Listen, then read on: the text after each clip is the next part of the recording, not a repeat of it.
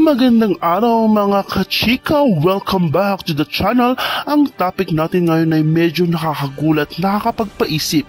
Martin Romualdez, yari ka na naman, 100 million kada senador.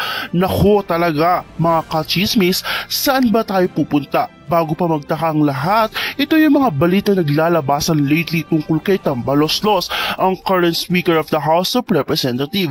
Ayon sa ilang reports, may mga aligasyon na siya raw ang nagmamaniobra ng pondo para sa mga senador. Oo, tamang narinig nyo, may issue na sinasabing bawat senador ay bibigyan daw ng 100 million pesos.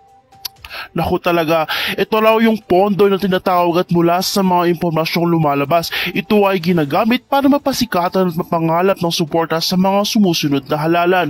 Isang malaking issue mga ka-vlog. Paano nga bang mga senador at ang kanilang pondo? Kaya naman paano ang transparency sa gobyerno? Nasa kamay ba nilang yaman ng taong bayan? At kung naaalala nyo mga kachika, meron tayong nilabas na news about sa mga congressman naman kada milyon din na natatanggap galing kay Tambaloslos. Ano sa tingin nyo mga ka-vlog? Huwag kayo mag-atubuling mag-comment sa baba at mag-share ng inyong opinion. At yari ka na naman, Tambaloslos. Kung gusto nyong mag-update para sa mga ganitong issue, don't forget to like, share, and subscribe hanggang sa mapanood nyo ang mga panibagong balita.